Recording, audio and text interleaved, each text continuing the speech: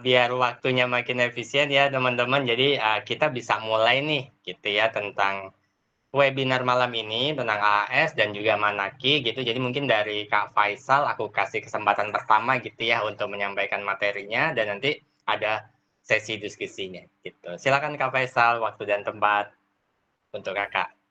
Siap, Mari Kak. ya. Terima kasih Mas Yuriko dan teman-teman Crowdshot atas pembukaannya. Sebelumnya mohon maaf teman-teman, saya memang lagi agak batuk pilek ya, jadi nanti mohon maaf kalau saya agak sedikit batuk-batuk terganggu gitu ya. Mohon maaf.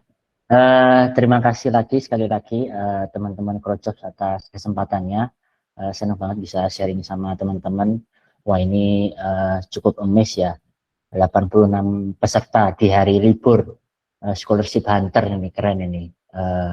1 bulan, kurang dari 1 bulan lagi Australia Awards sudah buka teman-teman, dan kurang dari 2 bulan lagi Manaki akan buka.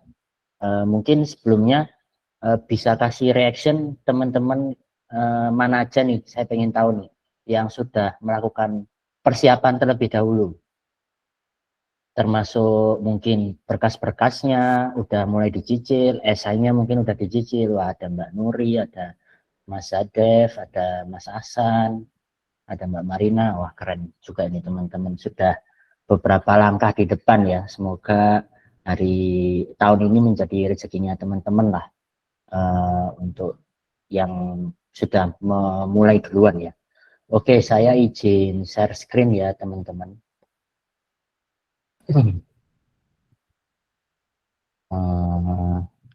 Sudah terlihat ya teman-teman ya ini ya. Sudah Kak, terlihat Kak. Oke. Baik, saya akan mulai dengan sharing personal experience saya terkait mendaftar di Manaki New Zealand Scholarship. Sebelumnya disclaimer dulu ya, bahwa hal-hal yang saya sampaikan ini tidak merepresentasikan baik itu Australia Awards Indonesia maupun Manaki New Zealand Indonesia sama sekali. Jadi ini saya benar-benar pure sharing personal experience saya teman-teman. Nah, agendanya kita kenalan dulu siapa itu saya, lalu saya akan jelaskan sedikit tentang beasiswanya dan tips-tips berdasarkan personal experience dari saya untuk esai maupun interview. Sedikit perkenalan teman-teman, nama saya Faisal Panudito, saya adalah PNS dari Kementerian Pekerjaan Umum, yang mana background saya sebagai lulusan sarjana teknik sipil dari Universitas Brawijaya di tahun 2018. Lalu di tahun yang sama saya melanjutkan pekerjaan pertama saya sebagai quantity surveyor di PT Wijaya Karya.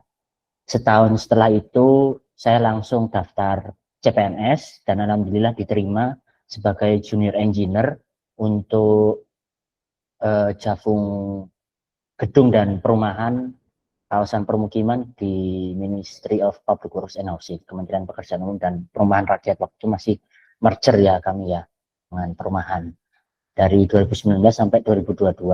Nah, di tahun 2022 qadarullah saya terlempar teman-teman ke proyek IKN, dan di sana menjadi Vice Field Project Manager untuk sektor Cipta Karya dari tahun 2022 hingga 2025.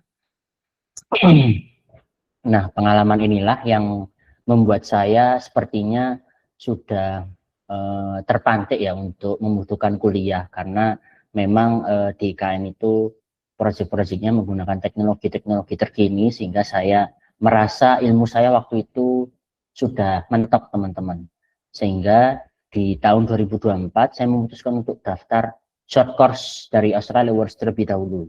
Temanya adalah Building Modern Cities, yang mana short course tersebut memang dikhususkan untuk stakeholder-stakeholder yang berkecimpung di dunia IKN. Dan alhamdulillah keterima.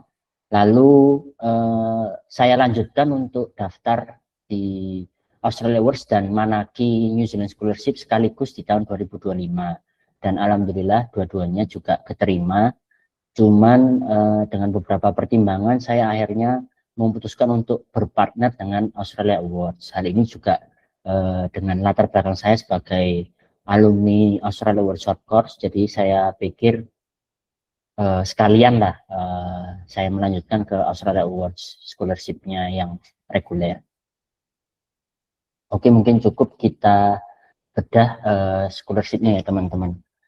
Jadi Manake New Zealand Scholarship ini sebenarnya ada beberapa tipe scholarship teman-teman. Ada yang level undergraduate atau S1, postgraduate, level untuk master dan PhD, dan ada short course-nya juga. Cuman memang untuk undergraduate level dan short course ini perlu dicek ketersediaannya setiap negara. Karena terakhir saya cek untuk undergraduate level itu mereka hanya memberikan untuk Timor Leste saja teman-teman.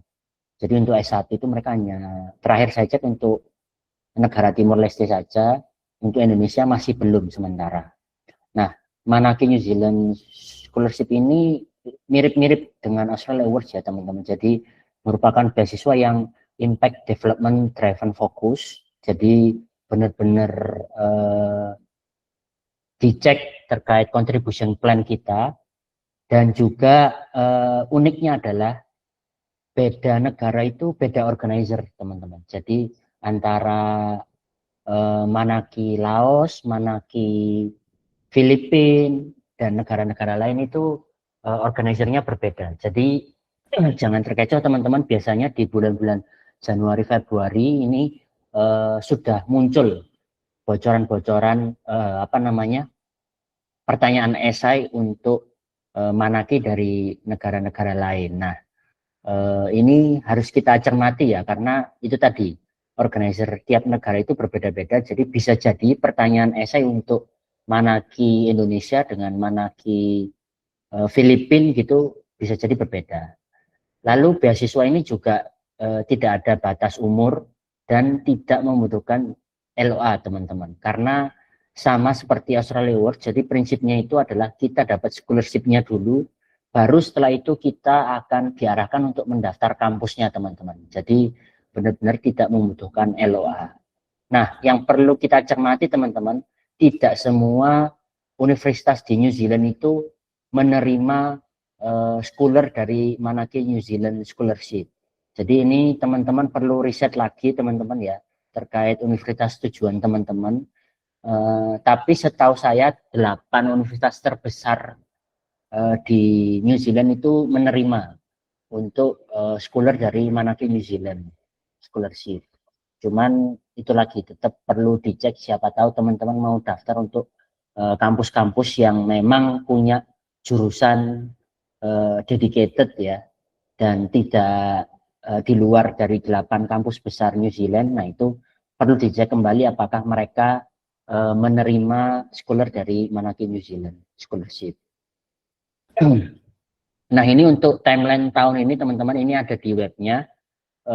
Tahun ini buka di 1 Maret 2026 dan close di 31 Maret 2026. Agak sedikit lebih panjang karena di tahun saya itu sangat pendek teman-teman. Dia buka di 1 Februari 2025 dan close di 28 Februari 2025. Nah ini dia sih di webnya sih tidak dijelaskan terkait tahap-tahapannya, tapi kalau saya berkaca pada pengalaman saya tahun lalu, kemungkinan untuk tes potensial akademik atau assessment and online testing akan berlangsung di Mei 2026, lalu dilanjutkan dengan IELTS dan interview di Juni-Juli 2026, dan berlanjut di pengumuman di sekitar minggu ketiga atau keempat di Agustus 2026. Nah ini berkaca dari pengalaman saya di tahun lalu teman-teman, jadi saya itu submit, bisa dilihat ya, submit untuk Manaki itu di 1 hari terakhir di Februari 27 Februari 2025, lalu lanjut mendapatkan pengumuman untuk assessment dan online testing di April teman-teman 2025. Nah karena tahun ini mundur di Maret, kemungkinan untuk assessment dan online testingnya mundur di Mei teman-teman. Setelah itu lanjut saya mendapatkan pengumuman untuk interview dan IELTS test di Mei tanggal 19. Nah ini saya mendapatkan jadwal di interviewnya di tanggal 29 Mei teman-teman. Seperti itu. Dan pengumumannya saya waktu itu di tanggal 20-an Agustus kalau nggak salah. Jadi setelah saya menerima 1 minggu setelah pengumuman AS. Ini benefit-benefit yang didapatkan sebagai Manaki New Zealand Scholar teman-teman. Jadi yang pertama jelas tuition fee full di cover. Lalu teman-teman juga akan mendapatkan mobilization travel pulang pergi ya, ditanggung oleh Manaki, dan akan mendapatkan monthly stipend. Untuk yang tahun 2024 itu sekitar 2.400 New Zealand dollar per month. Sistemnya turun selama 2 minggu. Jadi per 2 minggu itu nanti teman-teman akan mendapatkan 1.200.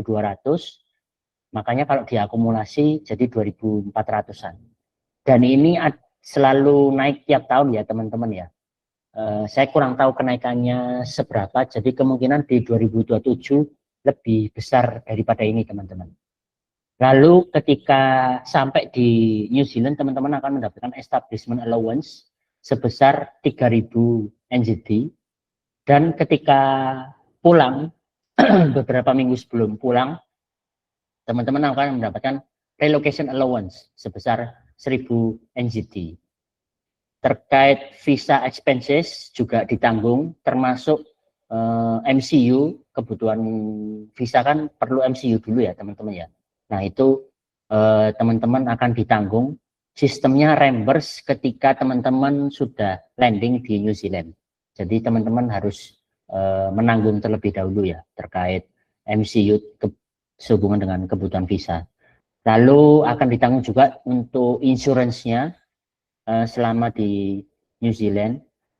Ini wajib ya teman-teman ya, setiap student di New Zealand dan Australia wajib mempunyai insurance. Dan ini yang membedakan Manaki Indonesia dengan yang lain. Jadi untuk di Manaki Indonesia teman-teman akan mendapatkan program pre-departure training juga. Dan di selama pre-departure training teman-teman akan mendapatkan mobilization allowance dan monthly allowance, sifatnya lamsam teman-teman.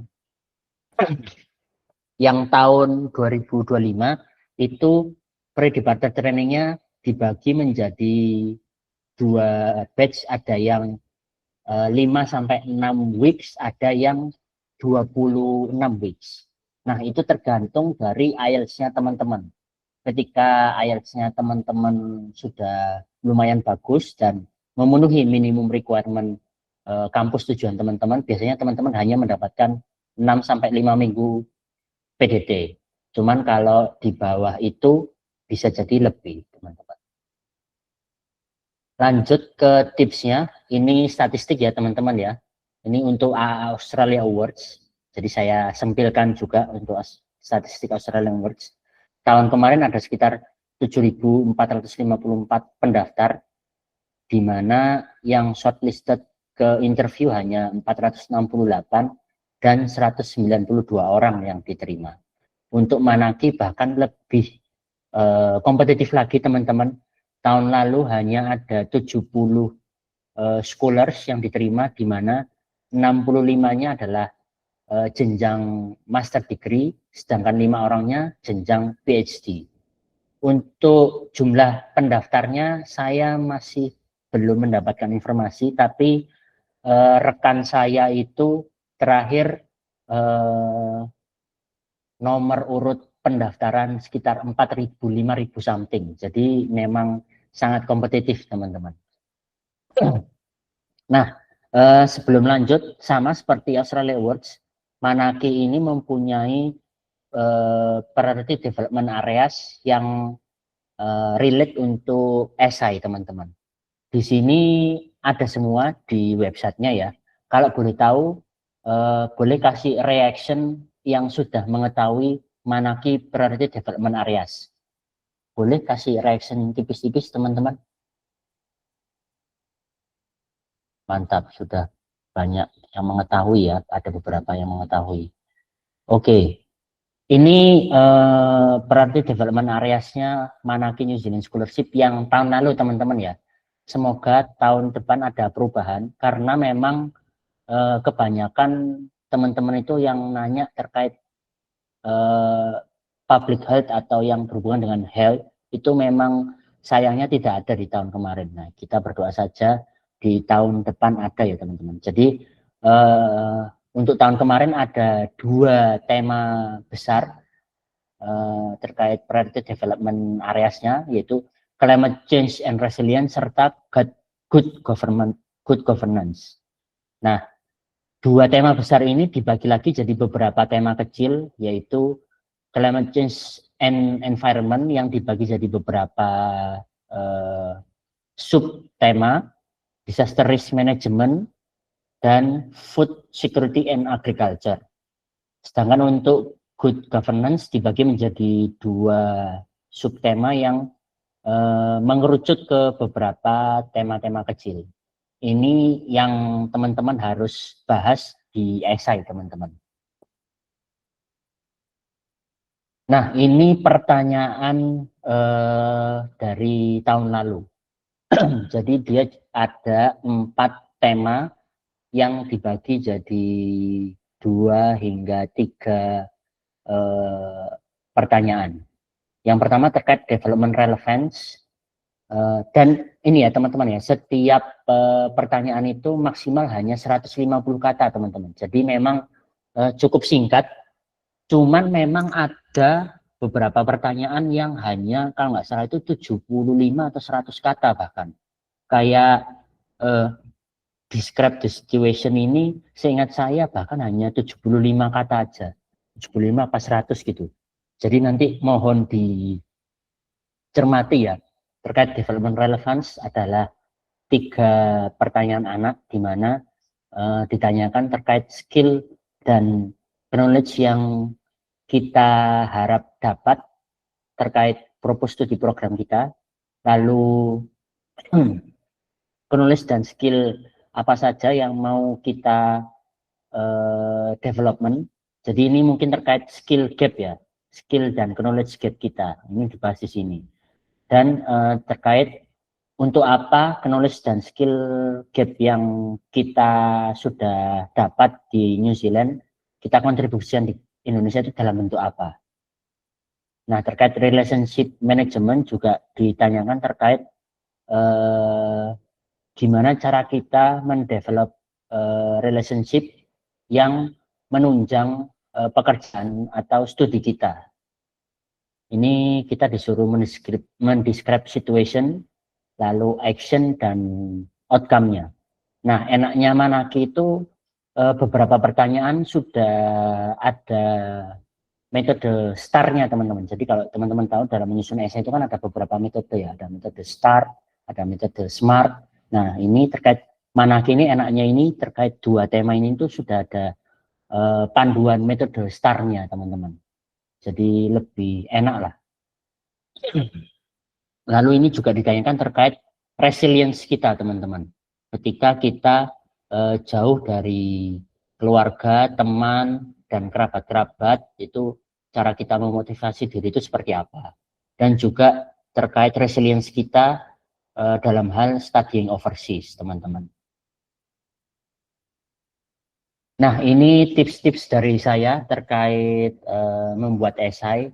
Jadi memang Manaki dan AS ini adalah beasiswa yang tidak terlalu mementingkan grades, tapi terkait tujuan, impact, dan komitmen kita itu seperti apa itu harus jelas, ini harus clear, why dan realistik teman-teman.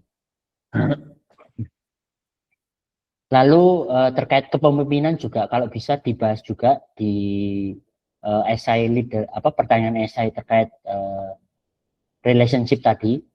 Jadi leadership itu tidak harus kita sebagai menjadi direktur atau ketua apa, tapi terkait community work and service itu juga termasuk teman-teman. Jadi misalnya saya pernah menginisiasi program Jumat atau Sabtu bersih di Karang Taruna saya. Nah, itu udah termasuk leadership, teman-teman.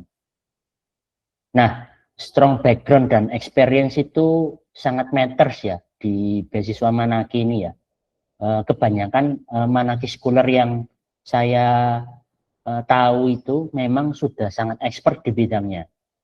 Pertanyaannya adalah, tuh, Mas Faisal, berarti beasiswa ini tidak untuk fresh graduate ya? Nah, jangan salah. Beberapa case memang ada rekan saya yang fresh graduate itu keterima-keterima aja. Tapi memang dia sangat expert. Waktu itu saya punya teman di bidang matematik. Dia baru lolos kuliah di Desember atau Januari gitu ya, di tahun 2025. Baru wisuda, langsung daftar Manaki dan keterima. Beliau memang sembari kuliah itu juga sudah banyak ikut proyek-proyek dosen dan menjadi asisten dosen, teman-teman. Jadi expertise itulah yang dia bawa ya, dia ceritakan. Evidence matters, jadi kita harus showing real action, terutama untuk esai relationship dan terkait resilience tadi. Jadi jangan ngarang ya teman-teman ya. Buang-buang dikit nggak masalah, tapi jangan kelihatan banget lah buangnya. Nah, ini yang saya tekankan teman-teman. Riset, riset, dan riset. Teman-teman ada yang mau ke Auckland University of Technology, ada yang mau ke University of Auckland, ada yang mau ke University of Otago. Kenapa? Dijelaskan secara rinci. Kenapa kok spesifik harus ke sana? Karena memang kalau boleh jujur, 8 kampus terbaik di New Zealand itu hanya Auckland University of Auckland aja yang rankingnya di atas UI, teman-teman. Kan di Indonesia itu secara QS World Ranking yang paling bagus UI ya. Nah, di New Zealand itu hanya University of Auckland yang secara QS ranking di atas UI. Sehingga panelis itu butuh alasan yang jelas dari teman-teman. Kenapa kok butuh belajar di New Zealand? Brainstorming dengan AI itu nggak masalah, teman-teman. Cuman ya ini harus kritis kita. Jangan gunakan AI untuk memparaphrase boleh lah, tapi jangan gunakan AI untuk bantu nyusun esai, itu jangan kalau bisa.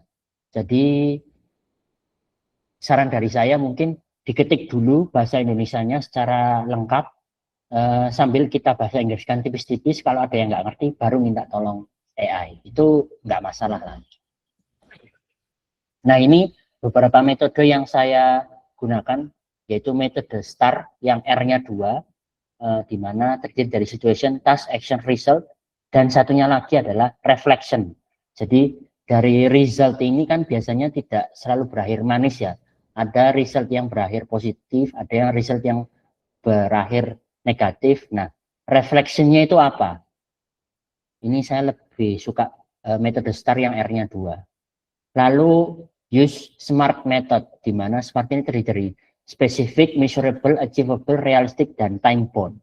Di mana contribution plan kita itu harus spesifik, terukur, dan dapat terachieve, realistis juga, dan dapat terukur oleh waktu. Misalnya saya mau membuat program Karang Taruna Sehat dengan kolaborasi Yayasan Pemuda di New Zealand. Harus spesifik berapa Karang Taruna yang jadi sasaran kita. Apakah Karang Taruna lingkup kecamatan aja atau lingkup kelurahan, dan harus terukur berapa lama programnya, 2 bulan, 3 bulan, setahun, dan harus terachieve. Kira-kira terachieve nggak ya kalau kerjasamanya dengan Yayasan Pemuda di New Zealand, atau Karang Taruna tingkat kecamatan di New Zealand aja harus realistis dan dapat terukur waktu. Berapa lama jangka waktunya? Setahun, 2 tahun dari pasca lulus? Itu. Dan jangan lupa gunakan signposting, teman-teman. Kayak titik-titik ini itu signposting. Firstly, secondly, thirdly, ultimately itu signpost juga. Itu memudahkan panelis untuk menilai. Lalu gunakan data dan fakta. Jadi harap dikeluarkan semua dan jangan ada yang disimpan hanya karena keterbatasan karakter, teman-teman. Beberapa esai yang sudah saya cek itu pas saya tanyakan datanya kok nanggung ya Mas Mbak, data ya pendukung yang lain ada nggak? Ada Mas, tapi rencananya mau saya sampaikan pada waktu interview. Lah, masalahnya iya kalau lolos interview, kalau nggak lolos gimana gitu kan? Karena data-data pendukung itu penting untuk menguatkan esai kita juga, teman-teman. Lalu yang terpenting adalah be on point. Jadi langsung spesifik ke permasalahan kenapa kita butuh studi di New Zealand, lalu skill gap kita apa, langsung aja, nggak usah pakai prolog-prolog. Tapi kalau memang mau isu yang mau kita bahas sangat spesifik, mungkin satu kata pendek aja lah yang untuk menggambarkan permasalahan kita. Dan terakhir ini, let the process enjoy, teman-teman, karena pada akhirnya ketika teman-teman bahkan udah mencapai tahap interview gitu ya, itu merupakan suatu proses juga, teman-teman. Nah, facing the interview, enaknya interview dari beasiswa Manaki itu online, teman-teman, nggak kayak interview dari beasiswa AS yang offline. Jadi teman-teman bisa menyiapkan kerpean atau cheat sheet di belakang laptopnya teman-teman. Saya sendiri waktu itu seperti itu. Jadi ketika online interview, saya siapkan beberapa kertas untuk kerpean gitu ya. Dan laptopnya ini saya atur levelnya. Jadi saya tinggikan selevel dengan cheat sheet-nya. Jadi biar mata saya itu tidak terkesan melihat cheat sheet-nya itu, teman-teman. Untuk panelnya terdiri dari 2 panel saja, yang terdiri dari 1 profesional dari New Zealand dan 1 panitia dari Manaki. Pertanyaannya terkait propose studi program kita, lalu situation base, ini biasanya terkait resilience kita, terkait gimana kita memotivasi diri ketika kita down, gimana nanti kita akan compete studying overseas, kayak gitu-gitulah. Dan terkait expertise atau kompetensi kita. Jarang ada follow up question, teman-teman. Jadi biasanya setelah pertanyaan pertama lanjut ke pertanyaan selanjutnya, lanjut lagi ke pertanyaan selanjutnya. Jadi jarang ada follow up question. 1-2 kali adalah, tapi sangat jarang. Nah, sekian dari saya. Ini quote yang saya siapkan, teman-teman. Jadi yang pertama adalah kalau teman-teman tahu Dragon Ball, ada 1 karakter utama selain Goku, yaitu Vegeta, di mana Vegeta ini bahkan sudah berumur 32 tahun ketika pertama kali mencapai fase Super Saiyan 1. Sangat berbeda dengan Goku yang umur 20-an something ketika mencapai fase Super Saiyan 1. Dan anaknya Goku, yaitu Gohan, itu bahkan umur 19. Goten, cucunya Goku, itu bahkan umur 10 tahun sudah mencapai fase Super Saiyan 1. Ini menunjukkan bahwa Vegeta itu sangat hardworking ya, teman-teman ya. Jadi teman-teman juga walaupun sudah berumur, jangan mau kalah hardworkingnya. Saya sendiri juga sekarang umur 30 dan akan berumur 31 tahun ketika nanti menempuh studi S1. Jadi tidak ada kata terlambat lah. Manaki sendiri kan juga tidak ada batasan umur ya. Nah, saya sendiri juga orang yang tidak percaya keberuntungan. Jadi ada orang bilang bahwa keberuntungan itu sebenarnya kesiapan bertemu dengan kesempatan. Jadi ketika kita sudah siap dalam hal IELTS, kita mungkin sudah memenuhi minimum requirement universitas, lalu esai kita mungkin sudah berkali-kali mendapatkan proofreading sehingga matang, lalu teman-teman iseng daftar beasiswa Australia Awards, Manaki, Chevening, Max, dan lain sebagainya, siapa tahu, dan berujung ke terima semua, itu bukan keberuntungan teman-teman, tapi itu menunjukkan kesiapan yang proper dari teman-teman bertemu dengan kesempatan-kesempatan tersebut. Mungkin sekian dari saya. Sedikit saya sharing di webnya ini, teman-teman. Di sini dijelaskan gimana Manaki memilih scholars. Jadi semuanya itu hal-hal yang teman-teman tanyakan ada di websitenya semua. nizscholarship.gov.nz ini semua ada di sini. Gimana cara mereka memilih kandidat, terus apakah setelah lulus boleh harus mengabdi di Indonesia atau enggak, lalu benefit-benefit apa yang didapatkan, itu semua ada di website ini teman-teman. Jadi jangan malas membaca ya teman-teman ya. Kalau ada yang kurang jelas, baru mungkin ditanyakan ke saya dan Manaki scholar-scholar yang lain, monggo silahkan. Tapi sebenarnya sih insya Allah semuanya ada di sini semua lah teman-teman. Jadi usahakan teman-teman khatamin dulu website ini dan semoga di tahun 2026 teman-teman bisa mendapatkan email ini menjadi preferred candidate New Zealand Manaki Scholarship. Sekian dari saya Mas Yuriko, kurang lebihnya mohon maaf. Assalamualaikum warahmatullahi wabarakatuh. Waalaikumsalam warahmatullahi wabarakatuh. Oke, makasih banyak Mas Faisal untuk ilmunya ya, daging banget semua. Mungkin kita masih bisa kasih apresiasi nih ke Mas Faisal, boleh kasih emot atau kirim apapun ya di komen, silakan teman-teman. Send a reaction ya.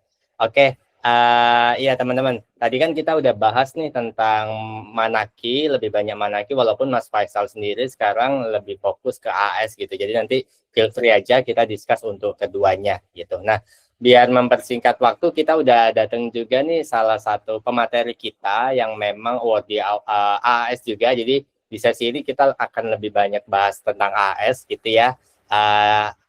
Namanya Kak Arista gitu sebagai award dari AAS gitu. Jadi nanti teman-teman juga bisa discuss gitu. Nah, untuk sesi pertanyaannya nanti mungkin kita akan buka di akhir ya teman-teman. Kalau ada pertanyaan boleh banget di drop dulu, tapi kita akan bahas di sesi akhir. Mungkin aku kasih waktu kepada Kak Arista. Silakan Kak. Oke, terima kasih Kak Yuriko dan halo semua teman-teman semua, selamat malam. Perkenalkan nama saya Arista, kalian bisa lihat itu panggilan saya ya Teta. Saya mau share screen, boleh ya? Wait. Silakan Kak. Oke, udah kelihatan? Belum di aku Kak. Nggak tahu teman-teman yang lain udah kelihatan belum? Di aku udah. Belum. Oke, wait ya. Mau kita bantu mungkin Kak? Boleh deh, biar mempersingkat waktu kali ya. Mbak ya, sambil aku bantu. Iya ya, di aku udah muncul stop share screen. Oke. Oke, aku back dulu. Oke. Sebentar Kak, lagi proses ini ya. Oke, nggak apa, sambil kita nunggu, saya perkenalan dulu mungkin ya. Halo teman-teman semua, seperti yang dikenalkan nama saya Arista. Saya award di AAS untuk intake 2026. Kebetulan saya baru berangkat nanti bulan Juni, insya Allah bulan Juni, karena program yang saya akan ambil itu dimulainya di semester 2. Jadi untuk background pendidikan, sebelumnya saya sarjana biologi dari Universitas Gadjah Mada di Jogja. Kemudian saya bekerja, habis lulus kuliah, saya masuk di Gerakan Indonesia Mengajar sebagai pengajar muda. Setelah itu saya balik lagi ke dunia saya, ke biologian, khususnya di lingkungan. Saya kerja di NGO di Lampung untuk pendampingan masyarakat terkait dengan restorasi hutan, dan di situ juga konflik dan lain-lain mulai kembali ke konservasi. Untuk saat ini saya bekerja di Kementerian Kehutanan di Taman Nasional Wakatobi. Mungkin kalau teman-teman familiar ya dengan Taman Nasional Wakatobi sebagai pengendali ekosistem hutan. Mungkin namanya agak-agak gimana ya? Kita biasanya menyebut diri itu avatar karena kan kayak pengendali gitu ya. Bercanda. Oke, kayaknya saya belum bisa lihat share screen-nya, Kak. Emang belum bisa ya? Di proses download nih, Kak, gitu. Oh gitu. Oke. Atau aku mau coba lagi nih. Boleh sambil dicoba, nggak apa-apa, Kak. Oke ya, wait. Soalnya kadang kalau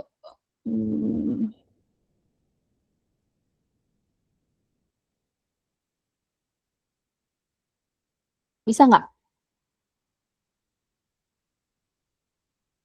Sebentar Kak, masih 80%.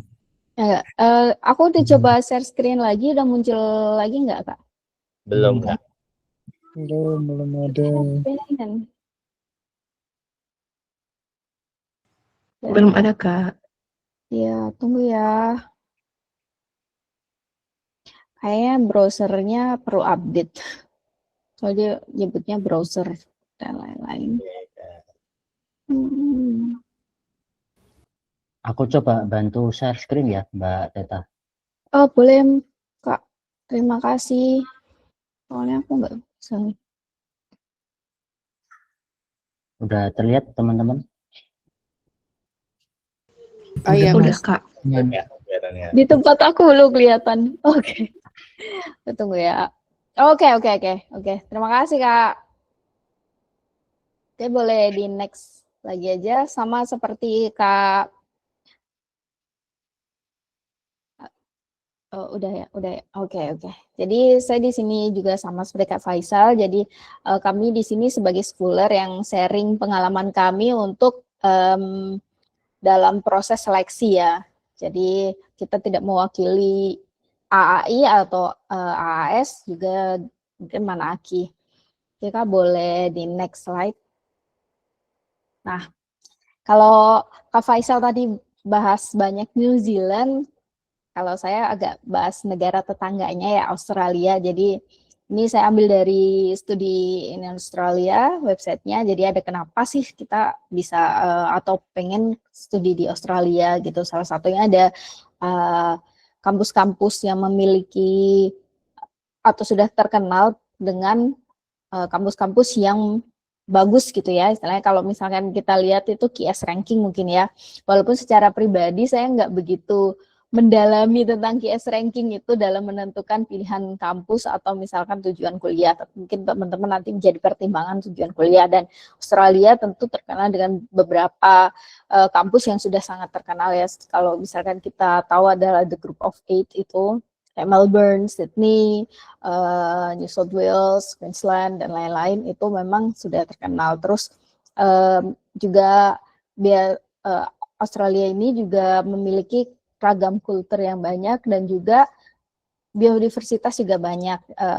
Ragamnya itu agak mirip sama Indonesia bagian timur maupun dengan apa itu namanya Australanesia itu. Secara culture dan biodiversity itu memiliki keragaman yang tinggi. Jadi itu bagus buat kita untuk belajar lebih banyak dari sisi kacamata why we have to study in Australia gitu ya. Selanjutnya mungkin next slide.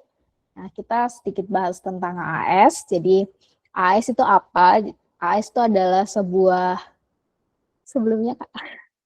sebuah beasiswa atau scholarship itu yang mengedepankan atau menjadi salah satu jembatan untuk mencapai Sustainable Development Goals. Jadi di mana misi-misi dari AAS itu adalah menjadi salah satu yang menjawab Sustainable Goals itu. Terus AAS sendiri itu juga beasiswa yang mengedepankan tentang equity. Jadi semua orang itu punya kesempatan yang sama untuk mendapatkan pendidikan yang baik kayak gitu. Kesempatan untuk mengembangkan diri itu yang baik itu semua yang sama. Jadi di AAS itu ada beberapa kategori untuk menjawab tentang equity ini. Jadi ada tentang perempuan, jadi juga ada tentang kategori kelompok minoritas, kaum disabilitas, dan lain-lain itu semua memiliki kesempatan yang sama untuk mendaftarkan mendaftarkan diri ke beasiswa AAS. Kemudian AAS juga memberikan kesempatan untuk research dan development untuk inovasi-inovasi melalui beasiswa AAS ini. Kemudian AAS juga mengedepankan tentang impact ke hasil pendidikan kita ke negara asal kita. Jadi AAS itu mewajibkan kita untuk kembali ke negara asal kita untuk berkontribusi kepada negara kita setelah kita mendapatkan pendidikan di Australia. Begitu. Jadi ada kira-kira 4 poin besar beasiswa AAS ini. Next slide, please. Nah, untuk Australia Award Scholarship sendiri di Indonesia itu diampu oleh Australia Award in Indonesia. Itu merupakan salah satu beasiswa yang paling tua di Indonesia dengan sejarah beberapa kali perubahan nama ya, tapi termasuk salah satu beasiswa yang sudah lama di Indonesia, itu sekitar udah 50-an tahun di Indonesia. Nah, di AAS sendiri itu juga ada jangka pendek dan jangka panjang. Untuk jangka pendeknya itu ada short course yang Kak Faisal pernah ikuti dan beberapa scholar juga yang lain udah pernah ikuti short course, dan juga ada jangka panjang. Untuk jangka panjang itu ada 2, yaitu PhD and Masters dan Split Site Scholarship. Nah, ini juga merupakan ejawantah dari kerjasama antara pemerintah Indonesia dan pemerintah Australia sebagai salah satu negara tetangga ya, hubungan bilateral begitu. Next slide please. Jadi untuk mendaftarkan beasiswa Australia Award ini, kita minimal harus sudah 18 tahun ya, jadi minimal. Kalau maksimal usia di websitenya tidak dijelaskan maksimal, tapi minimalnya 18 tahun. Kemudian menjadi warga negara participating country. Jadi kita bisa cek di websitenya AAS negara-negara mana yang bisa daftar AAS. Nah, Indonesia salah satunya. Jadi tentu ya kita harus jadi WNI untuk bisa daftar AAS kategori WNI. Kemudian tidak dalam kondisi wajib militer. Indonesia nggak ada wajib militer ya, jadi aman. Terus tidak terlibat kasus kriminal atau tidak sedang dalam menjalani persidangan atau terlibat dalam kriminal gitu. Terus kemudian kita juga harus bersedia untuk melengkapi dokumen-dokumen atau persyaratan-persyaratan yang ada di dalam AAS. Itu ada dokumennya, legal dan lain-lain, menjawab pertanyaan dan yang diminta AAS itu kita wajib bisa. Nah, untuk secara akademis di AAS sendiri untuk master itu, jadi kita ada, kalau di AAS ada 3 kategori ya, misalnya Government of Indonesia, Equity Target Group, sama Non-Targeted. Jadi kalau Government of Indonesia ini target pendaftarnya itu atau scholarnya adalah dari pemerintahan, seperti saya dan Kak Faisal, kita sama-sama dari kementerian, itu kita masuknya dalam kategori Government of Indonesia. Itu syaratnya kalau kita master itu minimal IPK-nya harus 2,9, kalau PhD itu 3,0. Nah, kalau equity target groups itu yang seperti saya sebutkan tadi, itu ada grup-grup yang khusus seperti masyarakat adat, terus kemudian perempuan, disabilitas, perempuan kepala keluarga, dan juga beberapa kategori yang masuk di equity target. Oh ya, dan juga ada target yang provinsi target. Nah, itu ada beberapa provinsi target di Indonesia. Kayaknya saya masukkan deh nanti di slide selanjutnya terkait target provinsi mana aja yang masuk ke dalam equity target group ini, dan non targeted itu untuk umum. Nah, itu persyaratannya punya masing-masing IPK ya. Jadi ini ada 15 provinsi target. Iya, betul. Untuk English ability itu AAS lumayan open untuk banyak nilai ya, kamu harus IELTS atau kamu harus pakai TOEFL atau pakai apa gitu.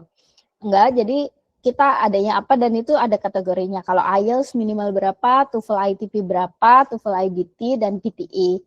Itu bisa dicek masing-masing. Jadi kalau misalkan teman-teman nih masih belum punya IELTS atau belum pernah tes IELTS atau mungkin di daerahnya susah untuk mengakses IELTS, karena kan kebanyakan IELTS itu di tempat-tempat tertentu ya, nggak semua kota di Indonesia ada IELTS. Kayak saya tinggal di Sulawesi Tenggara, itu saya harus ke Sulawesi Selatan untuk IELTS gitu kan, nggak semua orang mungkin bisa mengakses itu.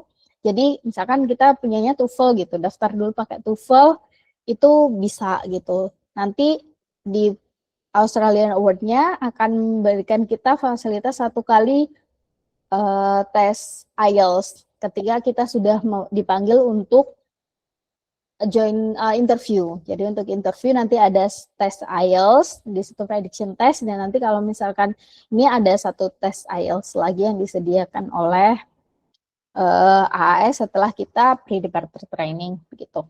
Jadi teman-teman yang merasa kayak aduh nggak berani daftar karena nggak punya IELTS, jangan takut, bisa dicek kalau AAS bisa pakai TOEFL kayak gitu. Boleh slide selanjutnya. Nah, ini tadi adalah provinsi-provinsi yang menjadi target dari AAS. Nah, ini base-nya adalah berdasarkan dari ID-nya teman-teman, dari KTP-nya teman-teman itu mana kayak gitu. Itu ada Lampung, Kalbar, Sulawesi Barat, Sulawesi Tengah, ada NTB, NTT, Maluku, Papua itu semua, Maluku juga semua, kebanyakan Indonesia Timur itu salah satu equity target group. Juga ada teman-teman yang memiliki disabilitas. Nah, ini disabilitas juga ini bukan self claim ya. Jadi harus ada surat keterangan yang menyatakan teman-teman memiliki disabilitas kayak gitu. Disabilitas itu bukan cuma secara fisik atau disabilitas visible ya. Tadi mungkin ada juga invisible disability. Jadi itu nanti harus ada keterangan atau yang dari ahli yang menyatakan bahwa teman-teman memang mempunyai disabilitas kayak gitu. Kemudian woman from disadvantaged background, ini salah satunya adalah perempuan kepala keluarga atau ibu dengan anak, itu juga bisa. Terus juga dari kelompok masyarakat adat itu juga masuk ke dalam equity target group. Setelah itu dengan Government of Indonesia, itu baik dari pemerintah daerah maupun dari kementerian yang masuk dalam kategori ASN. Next slide please. Sama seperti Mana Aki, jadi di AAS juga punya priority field of study. Ada yang udah mendalami nggak priority field of study ini? Jadi kalau di AAS itu ada 3 priority yang besar ya. Jadi pertama equitable and sustainable economic transformation. Ini yang untuk tahun ini ya. Berarti daftarnya tahun lalu ya. Kayaknya masih sama kalau saya lihat di websitenya untuk tahun ini masih sama untuk priority field of study-nya. Tapi nanti coba diupdate lagi karena pembukaan baru 1 Februari ya, nanti coba diupdate siapa tahu ada perubahan, tapi selama saya lihat ini masih sama. Kemudian yang kedua ada climate resilience communities. Nah, yang ketiga strong institution. Ini nanti di breakdown lagi, ada banyak lagi di bawahnya. Itu di next slide.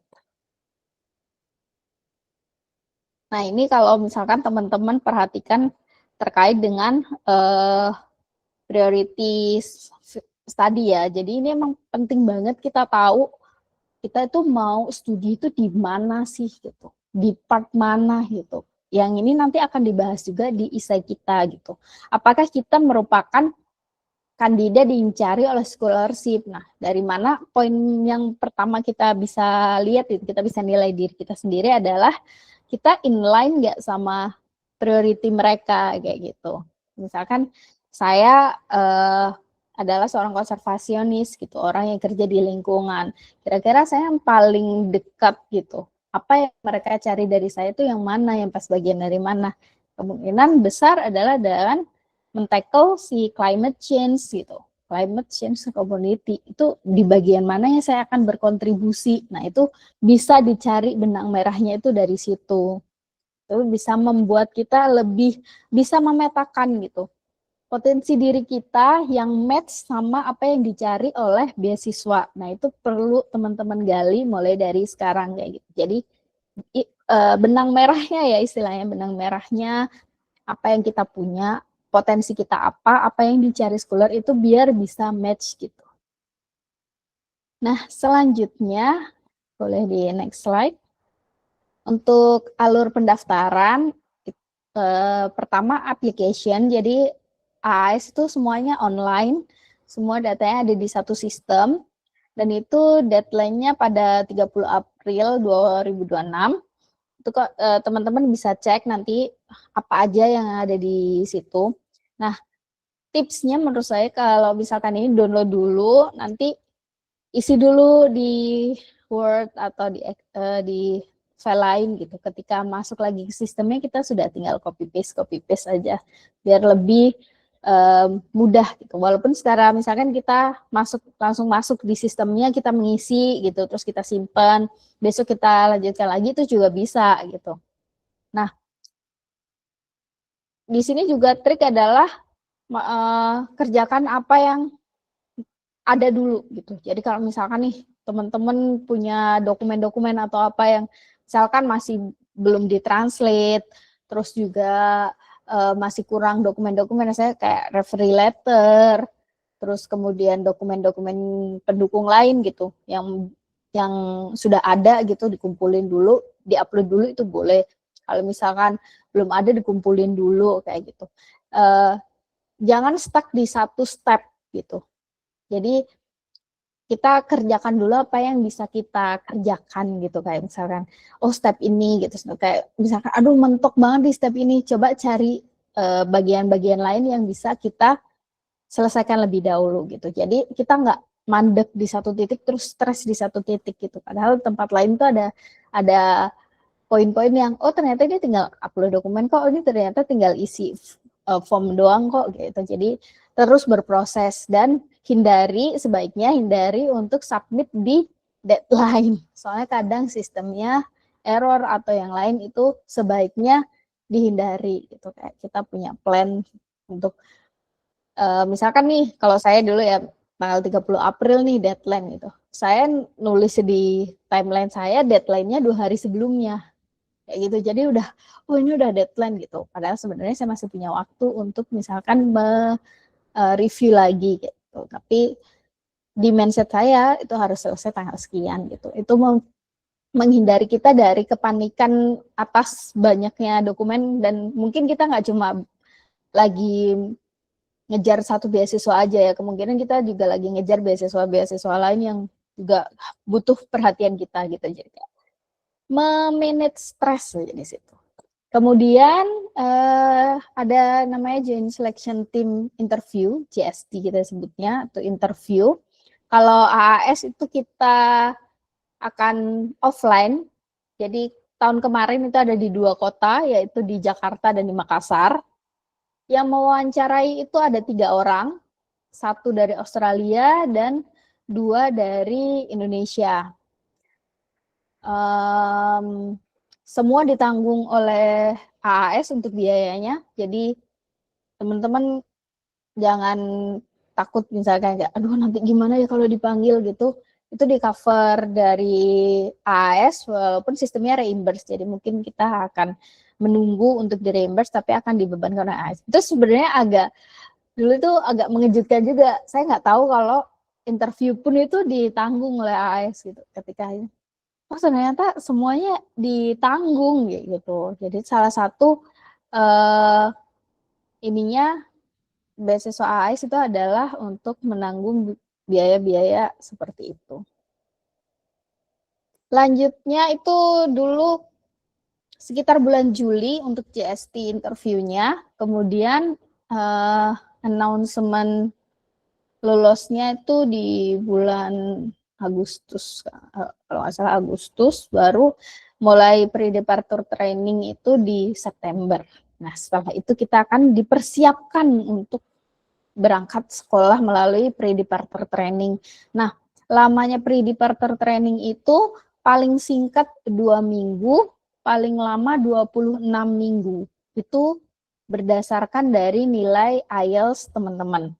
Nah, tadi di JST itu ketika kita daftarnya masih belum punya IELTS, itu akan ada satu tes lagi yaitu IELTS prediction IELTS kalau nggak salah. Nah, dari situ kita akan dapat durasi nanti kalau misalkan kita keterima ya, durasi PDT-nya disesuaikan dengan nilai IELTS kita. Semakin tinggi nilai IELTS kita berarti semakin sebentar waktu untuk pre-departure training-nya kayak gitu. Jadi dari 2 minggu sampai 26 minggu dan semua biaya itu di cover oleh AAS gitu, oleh AI. Itu salah satu hal yang membuat saya sangat wah beasiswa Australia Award ini sangat generous ya kayak gitu ya. Oke, selanjutnya ini ada yang bertanya tentang dokumen ya. Boleh next slide please. Ini akan saya bahas di slide selanjutnya.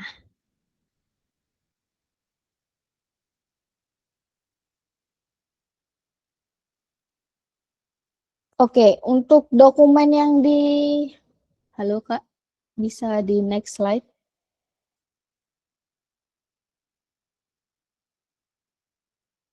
Oh, kayaknya terpotong ya ini. Mohon maaf teman-teman, koneksinya agak nggak stabil aja. Bahkan Oh iya, Kak Faisal ya. Oke, sambil ini ya. Ini saya kan bahas tentang dokumen apa aja yang disiapkan untuk pendaftaran AAS. Jadi yang pertama ada kurikulum vitae. Ini CV teman-teman yang perlu teman-teman siapin gitu. CV kayak gimana sih yang dicari AAS. Satu hal yang saya notice ketika saya pendaftaran AAS dan dibandingkan pendaftaran yang beasiswa yang lain adalah Australia Award ini mereka sangat to the point.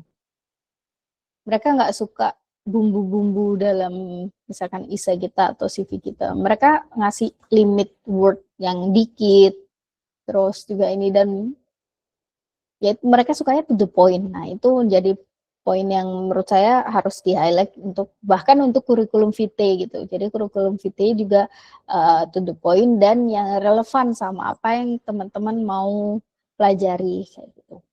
Kemudian ada supporting statement itu yang biasanya kita sebut dengan esai. Nah, itu ada beberapa pertanyaan. Kalau yang tahun lalu itu pertanyaannya terkait dengan ya seperti biasa ya, kita kenapa pilih program studi ini, institusi ini kayak gitu. Nah, untuk KAS itu kita minimal kita sebutkan 2 pilihan mana kampusnya dan programnya apa. Itu boleh kampusnya beda, programnya beda, sama atau satu kampus 2 program tapi yang relevan itu bisa kayak gitu. Ada 2 pilihan. Nah, kalau di Australia itu kita harus ngecek namanya CRICOS. Nah, itu di situ adalah informasi tentang program studi yang ada di Australia. Jadi teman-teman bisa ngubek-ubek CRICOS itu mana sih kampus yang paling cocok sama teman-teman gitu. Mungkin bisa aja judul besarnya program studinya itu beda dengan intinya di dalamnya gitu atau apa gitu. Ubek-ubek aja di CRICOS mana yang paling sesuai dengan teman-teman kayak gitu. Kemudian terkait dengan impact-nya studi ini ke karir, ke kehidupan, dan juga ke komunitas itu seperti apa. Terus ada pertanyaan tentang, ini tadi terkait dengan priority field study itu nyambungnya kemana studinya itu. Terus kemudian ada practical realistic example ketika kita nanti udah balik itu kita mau pakai ilmunya itu buat apa. Dan kira-kira bakal ada tantangannya nggak sih kayak gitu dari situ tantangannya apa nih ya. Oke, terus juga English Certificate itu juga penting, IELTS atau TOEFL atau yang lain itu, dan dilegalisir ya. Kalau nanti GST kita harus punya yang secara legalisirnya. Waktu itu saya IELTS-nya ITRF, jadi nggak ada fisiknya, jadi harus di notaris untuk mengesahkannya. Jadi disiapin dulu kalau teman-teman kayak punya dokumen-dokumen yang masih belum ditranslate, mumpung waktunya masih longgar itu cari sworn translator dan lain-lain untuk melengkapi dokumen-dokumen itu. Kemudian referee report ini yang banyak ditanyain teman-teman ya. Kalau di AAS referee report itu butuhnya 2 referee report itu dari akademik sektor. Jadi kayak misalkan kita dari pembimbing skripsi atau pembimbing waktu kuliah, sama kalau kita udah kerja maka dari profesional sektor kayak gitu. Atau misalkan kalau kita pernah kerja sama riset dengan lembaga lain kayak gitu, itu bisa juga mereka yang memberikan referee report untuk kita kayak gitu. Mekanisme untuk meminta referee report mungkin akan beda-beda setiap lembaga ya gitu. Kalau kebetulan saya PNS, jadi salah satu referee report itu adalah atasan langsung saya. Jadi waktu itu tinggal minta aja ke Pak, saya mau daftar beasiswa gitu. Nah, pimpinan juga beda-beda. Ada yang yaudah kamu tulis nanti saya koreksi, ada yang yaudah nanti saya bikinkan kayak gitu. Itu mohon dicek gitu gimana prosedurnya di masing-masing tempat. Dan salah satunya yang untuk akademik saya minta 2 waktu itu. Kita bisa nambah referee report itu. Jadi ada beberapa dari akademik, dari profesional, sama satu lagi yang terkait dengan bachelor degree kita kayak gitu. Jadi waktu itu salah satunya satu dari riset partner. Waktu itu kebetulan saya pernah riset bareng salah satu peneliti dan kebetulan dia mau untuk memberikan referee ke saya gitu, dan satu dari dosen waktu zaman kuliah saya. Gap year saya S1 dan mau ke S2 ini cukup jauh. Jadi 10 tahun gitu. Setelah saya lulus S1, saya baru nyari S2 gitu. Itu ngobrolnya ke dosen, untungnya dosennya masih ingat saya, masih ingat proyek saya gitu kan. Jadi lumayan, beliau juga sangat mengapresiasi gitu. Dan mungkin regulasi kampus yang agak beda, jadi, tapi ya itu pinter-pinternya kita aja sih ngelobi dosen gitu dan dapat untuk referee report. Nah, selanjutnya ada bersertifikat, ini juga salah satu yang harus bahasa Inggris ketika nanti kita udah lolos ke GST. Jadi kalau misalkan teman-teman aktenya itu belum bilingual, kalau akte sekarang kan dia udah ada bahasa Indonesia, bahasa Inggris ya. Kalau akte zaman dulu, zaman saya, itu masih bahasa Indonesia aja. Jadi harus ada translator, sworn translator. ID, ini KTP, diploma, itu ijazah sama transkrip, itu juga kalau belum ditranslate, nyicil ditranslate. Kalau udah ditranslate, jangan lupa dilegalisir, kayak gitu. Kemudian nominating agency, ini khusus untuk PNS ada 2 tambahan, yaitu nominating agency sama SKPNS. Nah, nominating agency ini formatnya ada di websitenya, terus nanti itu ditandatangani oleh pimpinan kita kayak gitu. Yaitu yang menyatakan bahwa lembaga tempat kita bekerja itu sudah memberikan izin untuk kita pendidikan lanjut kayak gitu. Jadi ini khusus untuk PNS ada 2 tambahan dokumen yang perlu disiapkan.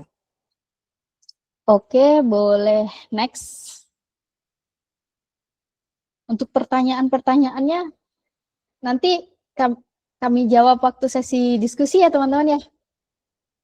Saya tinggal dikit lagi kok, biar nanti terjawab semua gitu, bareng-bareng gitu ya. Nah, kalau buat saya untuk CV dan IC itu ada beberapa poin yang perlu diperhatikan. Yang itu pertama adalah AAS itu sangat suka to the point kayak gitu. Tadi seperti yang sudah saya sebutkan tadi ya, to the point. Jadi kita nggak usah terlalu bertele-tele menjelaskan tentang Indonesia dan negara yang besar. Ya semua orang udah tahu gitu. Tapi apa sih yang kenapa sih harus menjadi yang besar dan lain-lain kayak gitu. Itu yang pengen mereka tahu gitu. Dan jumlahnya itu cuma 1.500 karakter kalau nggak salah. Mereka tuh hitungnya karakter, bukan kata gitu. Jadi dan kalau kita masukin kan nanti sistem ya. Jadi kalau kita lebih itu benar-benar langsung hilang, nggak akan ada di situ di sistemnya gitu. Jadi kayak 1.500 titik ya udah kayak gitu. Sisanya kalau misalkan itu kepotong di tengah kata ya hilang kayak gitu. Jadi harus di-maintain bagaimana ide kita itu sampai ke asesor kayak gitu. Perlu diperhatikan lagi, asesor itu belum mengenal kita gitu. Jadi bagaimana kita bisa tercerminkan di esai kita yang hanya beberapa kata itu kayak gitu.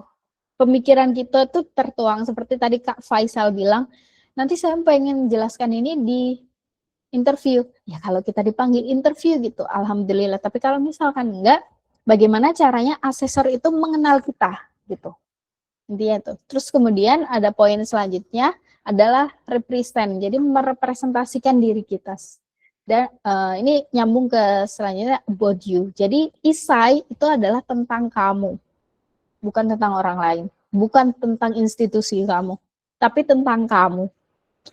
Kemudian kita juga harus memperhatikan tentang korelasi dengan field of study tadi, kayak gitu. Dan answer the problem. Kalau misalkan semua ini digabungkan gitu, kita bisa mulai dari problemnya apa, terus peran kita apa, kemudian apa yang sudah kita lakukan, hasilnya kayak gimana.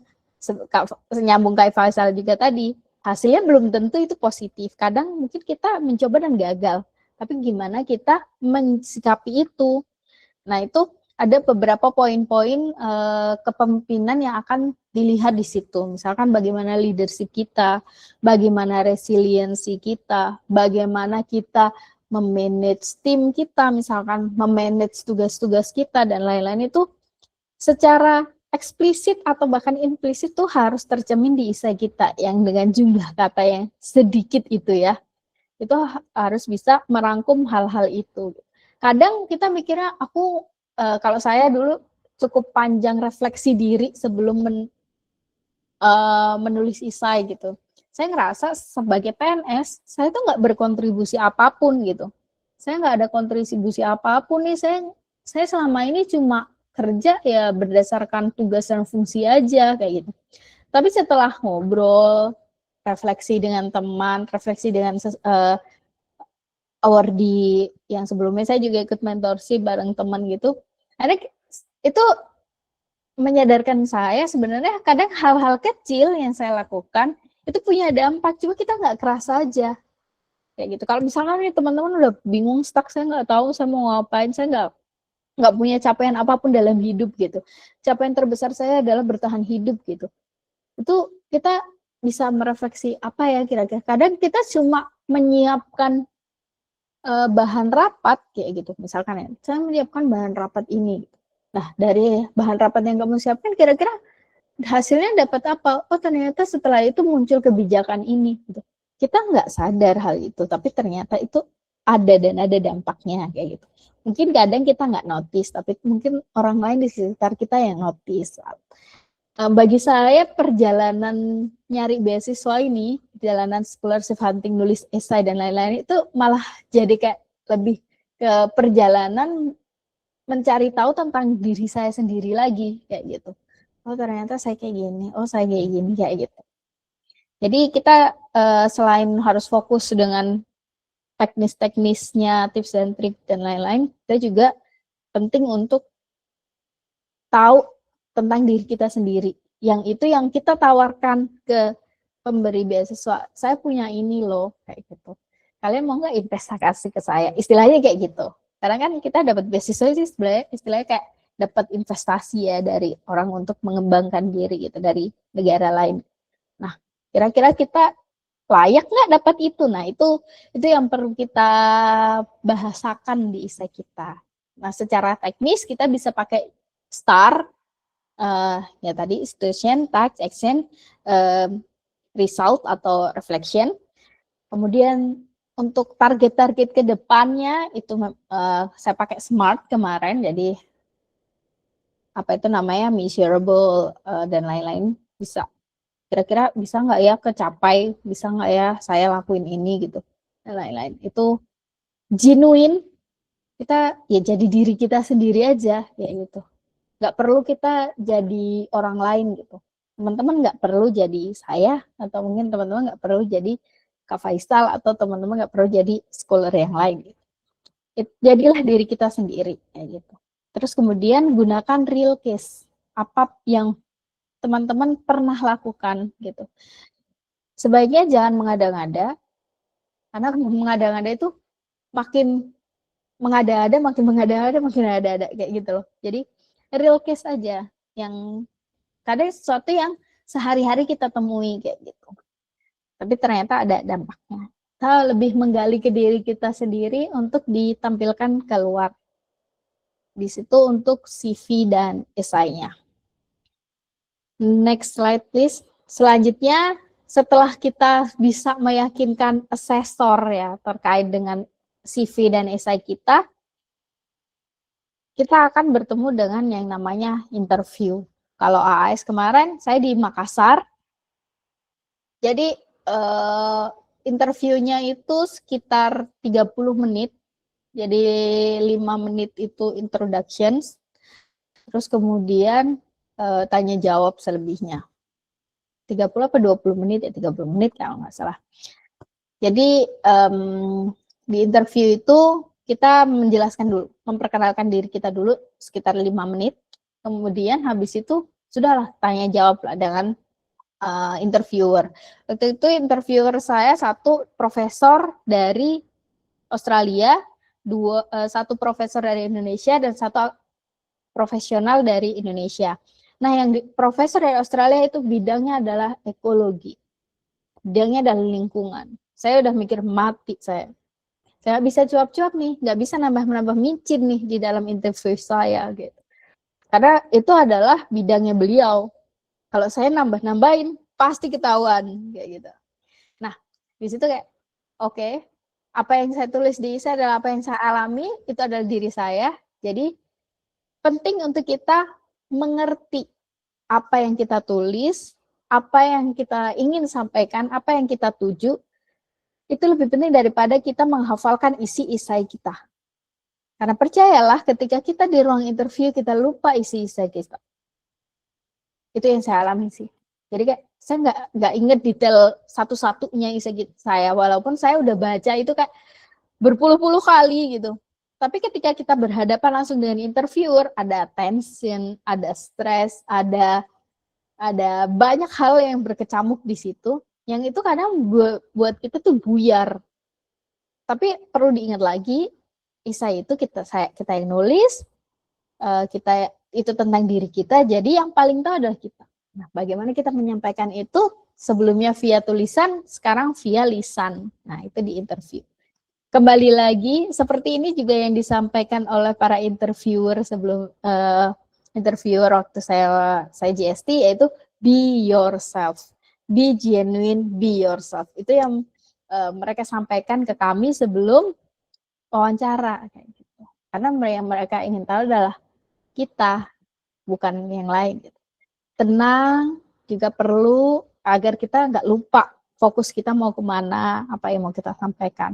Respectful itu juga penting, kita harus respect kepada setiap orang, bukan cuma kepada interviewernya, tapi ke sesama calon schooler, ya sama pencari beasiswa kita juga harus respect, ke tim yang ada di sana, ke staff dan lain-lain. Itu menurut saya itu sangat penting, karena kan kita nggak tahu apa yang menjadi penilaian mereka ya, selain dari esai kita. Siapa tahu hal-hal kecil yang ternyata bisa jadi nilai plus kita gitu. Nah, itu penting menjadi respect pada setiap orang dan setiap proses yang kita hadapi.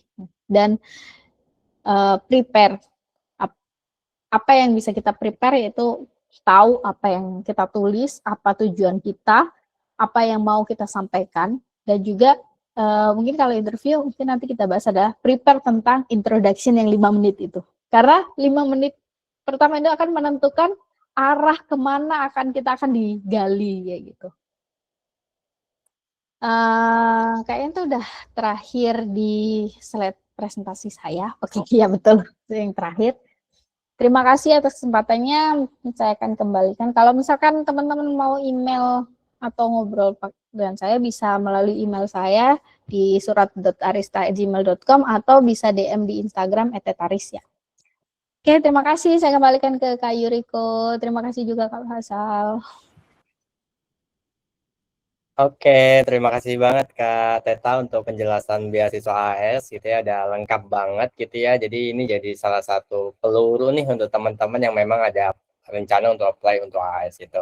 Oke, kita kasih reaction ya untuk apresiasi Kak Teta, boleh kirim emoticon atau reaction gitu ya, silakan teman-teman. Oke, oke. Nah, ini pertanyaannya cukup banyak nih. Mungkin kita langsung aja ke sesi pertanyaan gitu ya. Banyak banget pertanyaan. Aku belum tahu apakah bisa ke cover semua atau enggak. Tapi mungkin nanti kalau enggak ke cover dari tim project akan bantu jawab. Dan mungkin tadi bisa teman-teman out juga ke IG Kak Teta, Kak Faisal, atau ke project juga. Jangan lupa follow semuanya ya teman-teman. Nah, aku coba bantu ini ya Kak. eh, untuk pertanyaannya yang belum terjawab gitu ya. Sambil teman-teman kalau ada yang pengen tanya boleh raise hand. Ini deh boleh dari yang raise hand dulu ya Kak Muhari, silakan Kak. Oke, terima kasih Pak. Assalamualaikum warahmatullahi wabarakatuh.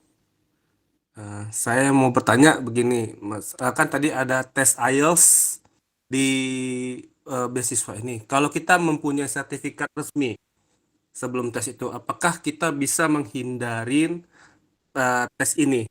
Kayak gitu. Jadi kita bisa, apakah kita bisa memasukkan eh, sertifikat ini tanpa perlu harus tes lagi?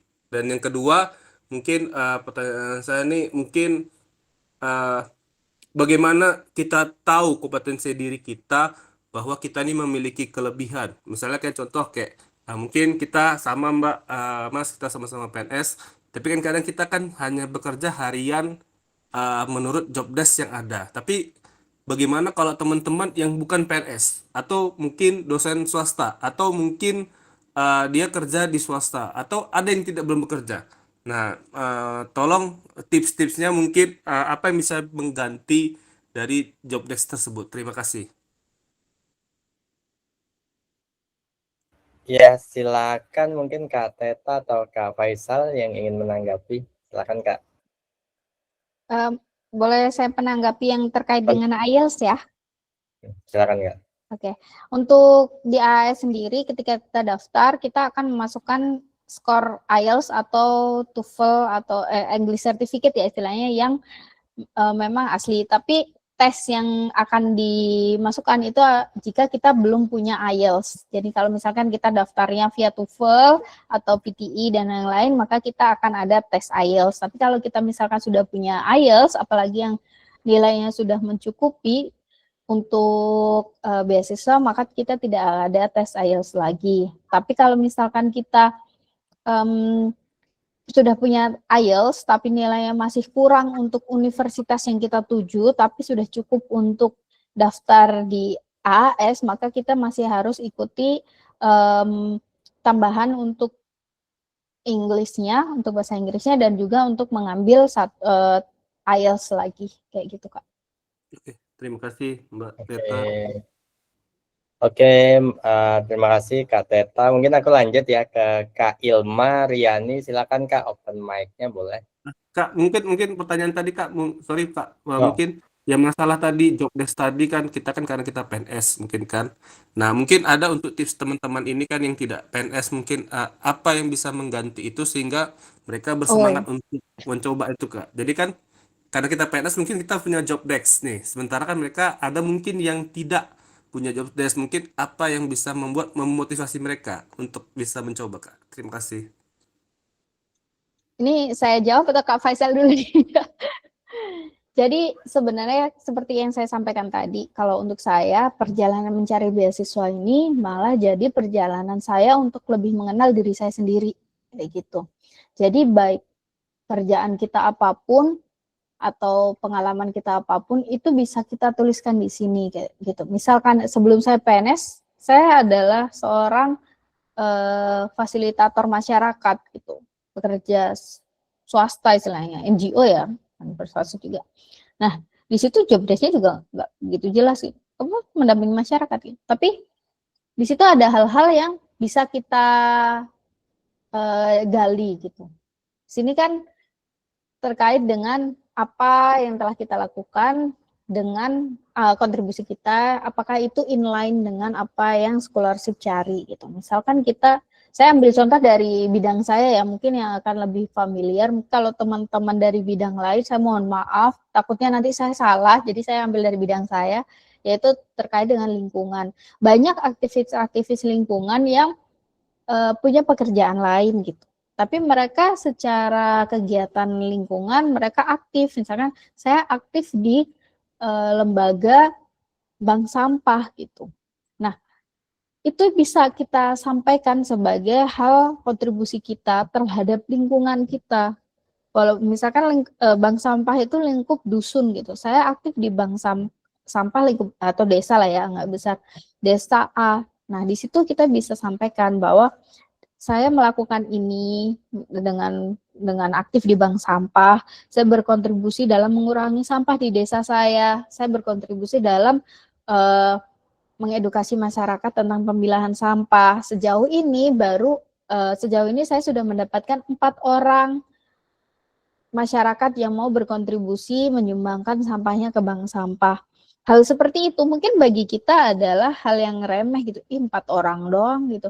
Tapi itu adalah sesuatu hal atau capaian kita terhadap sesuatu yang kita lakukan. Bahkan sekuler AS kemarin itu juga ada yang seorang ibu rumah tangga begitu.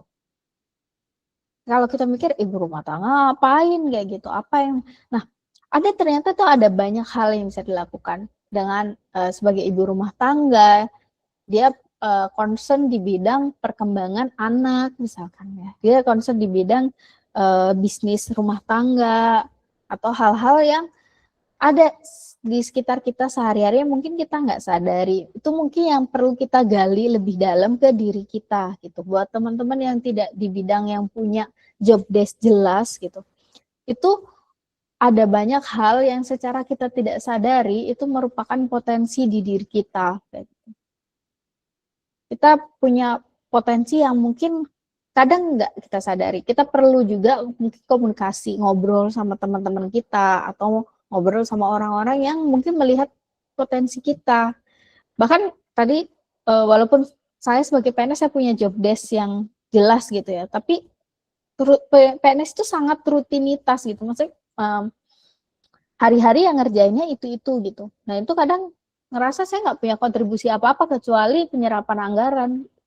Nah itu kan kalau dilihat kan nggak, ya ampun apa sih kayak gitu. Tapi setelah saya menggali lebih dalam lagi, mengenali lebih dalam lagi tentang diri saya, tentang apa yang saya kerjakan, di situ saya punya poin-poin yang bukan poin yang besar, bukan hal yang bombastis yang mengubah Indonesia gitu.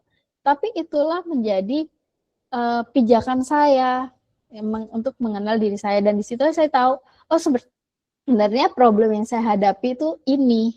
Nah, cara saya menghadapi problem ini adalah dengan belajar lebih, karena saya nggak bisa nih dengan kapasitas saya sekarang untuk menghadapi problem ini. Saya tahu nih masalah, tapi gimana caranya gitu? Saya nggak tahu ini gimana. Dengan belajar lagi, saya berharap nanti saya bisa menyelesaikan masalah ini. Bukan masalah saya akan menghentikan climate change di dunia ini. Itu terlalu bombastis untuk saya. Saya seorang Teta di sini, saya nggak bisa tuh menghentikan kutub utara mencair gitu. Tapi apa yang bisa saya lakukan, itu yang saya tuliskan. Gitu Kak. Jadi saya harap teman-teman bisa menemukan diri sendiri untuk dibagikan ke yang lain. Oke, terima kasih Kak Teta. Thank you Kak. Oke, aku lanjut ya pertanyaannya ke Kak Ilmariani. Silakan Kak untuk bertanya. Baik, terima kasih. Sebelumnya terima kasih Kak Admin atas kesempatannya. Dan terima kasih juga kepada Kak Faisal sama Kak Teta untuk materi yang sangat luar biasa. Jadi, izin curhat sebentar. Jadi tahun 2025 saya pernah mendaftar beasiswa AS, tapi qadarullah belum rezeki. Nah, di tahun ini saya ingin mencoba mendaftar lagi, sehingga saya ingin mengajukan 2 pertanyaan. Yang pertama, apa yang seharusnya saya hindari dalam menulis supporting statement beasiswa AS, atau mungkin boleh juga di-share untuk mengandakinya juga Kak Faisal. Kemudian yang kedua, sebaliknya apa yang seharusnya saya tonjolkan dalam menulis supporting statement beasiswa AS ataupun untuk esai dan pertanyaan pada beasiswa Manaki juga boleh. Seperti itu. Jadi apa yang harus saya tulis dan apa yang mungkin harus saya hindari. Karena biasanya beasiswa itu kan punya value preferensi awardingnya yang seperti apa gitu ya, mereka sukanya. Nah kalau menurut Kak Teta dan Kak Faisal, AS sama anak ini sukanya awardee yang membawa value apa, seperti itu. Terima kasih. Oke, sama-sama Kak. Mungkin aku kasih kesempatan dulu ke Kak Faisal ya untuk menjawab. Silakan Kak Faisal. Ya, makasih Mas Yuriko. Yang pertama apa yang perlu dihindari adalah hindari bertele-tele. Terus terkait pemilihan program studi atau kampus itu hindari alasan karena kampus A GS World Rankingnya nomor 10 di dunia. Kita nggak perlu itu. Kalau misalnya kalian alasannya GS World Ranking, ya kenapa nggak Oxford sekalian, Harvard sekalian yang 5 besar gitu.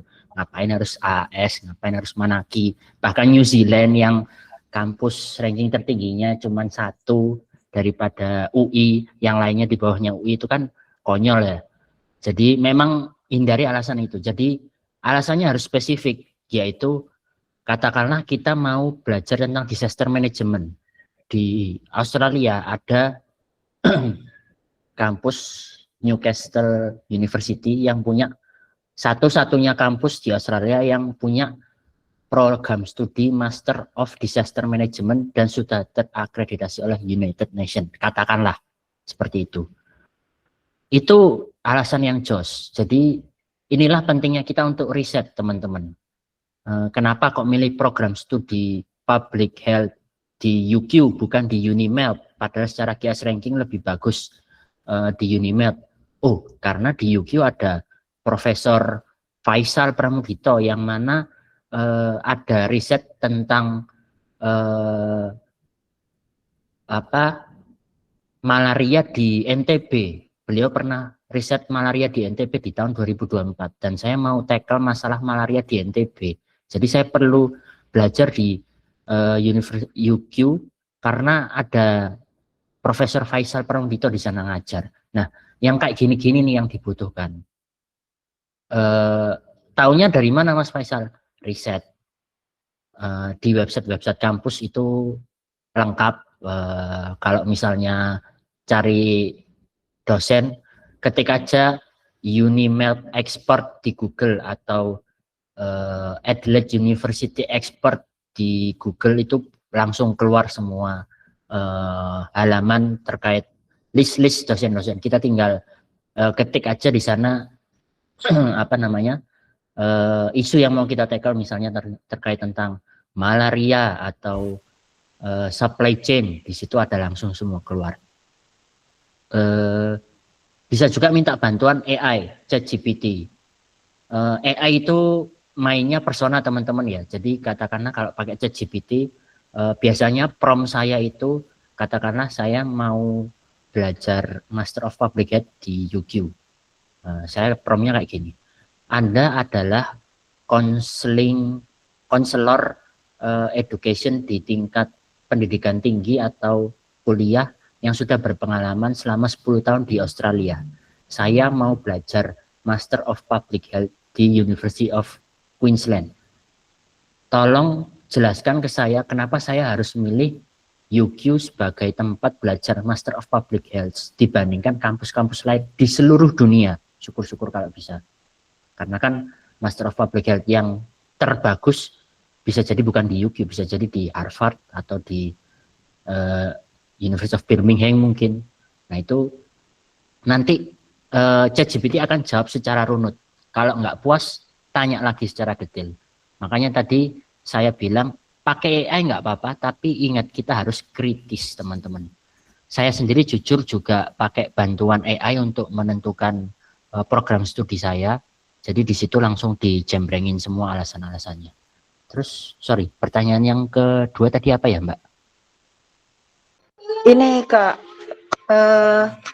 apa yang sebaiknya saya tonjolkan? Karena biasanya kan setiap beasiswa punya value yang mereka suka dari awardee-nya. Nah, untuk Manaki ini kira-kira apa ya, Kak?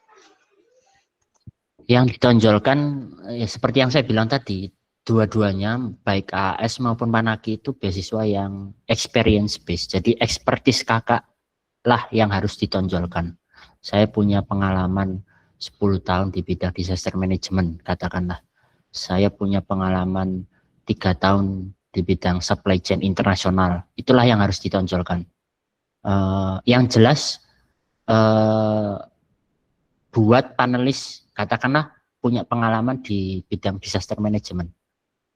Ada satu orang yang sudah sama-sama 3 tahun nih di bidang Master of Disaster di bidang disaster management, bahkan yang satunya di bidang disaster management internasional.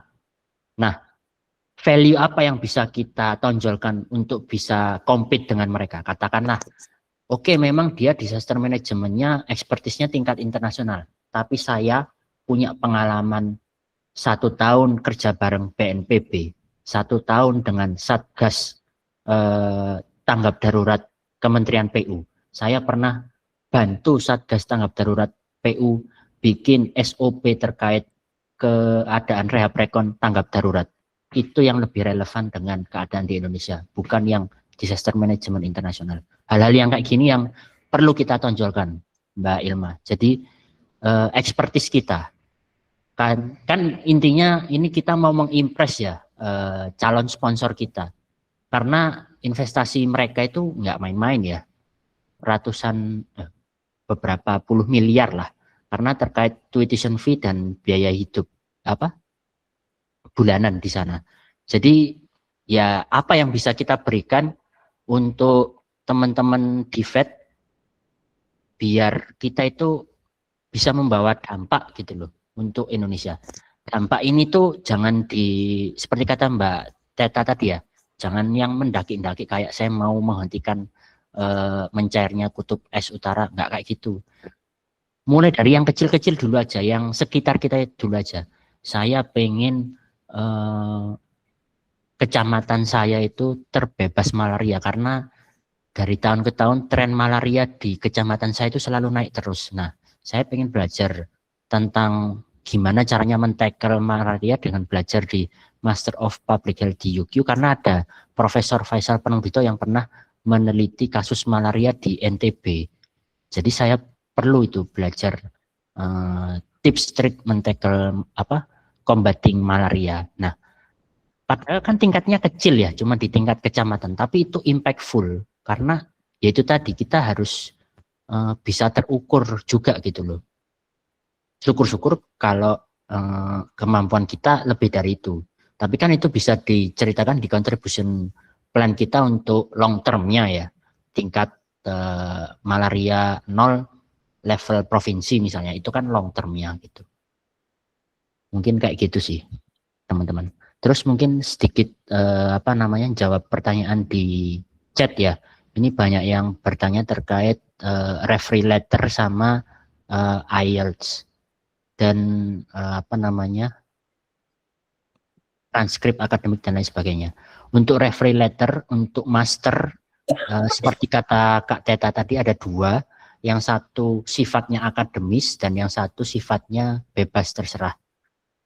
Ini kalau saya pribadi menafsirkannya sebagai yang satu sifatnya akademis untuk menampilkan kemampuan kita dalam akademisi, yang satu sifatnya terkait ekspertis kita. Ini bisa atasan tempat kerja atau rekan kerja atau yang lainnya. Pokoknya 2 ini. Untuk PhD 3, bedanya adalah akademisnya minta 2 kalau yang PhD, yang satunya other reference letter. Jadi sumbernya mau dari mana saja bebas, yang penting kalau dari saya pribadi menafsirkannya itu ya, terkait kemampuan akademis kita.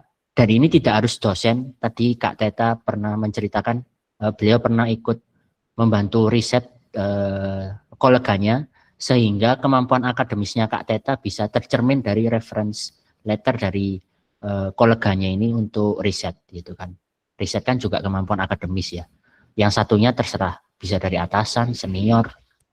Lalu terkait transkrip nilai, kalau misalnya sudah dual bahasa, kebetulan punya saya sudah dual bahasa, bisa langsung dilegalisir kampus. Tapi kalau belum bisa di penerjemah tersumpah, sworn translator. Untuk IELTS sendiri tadi udah sempat dijawab Kak Teta, tapi ini sebenarnya ada di websitenya teman Australia Awards Indonesia teman-teman. Jadi IELTS yang kadaluarsa per tanggal berapa yang boleh digunakan untuk mendaftar Australia Awards itu sudah ada ketentuannya di website Australia Awards Indonesia. Jadi mohon dibaca-baca lagi, kalau bisa dihatamkan biar teman-teman tercerahkan lah pertanyaan-pertanyaannya.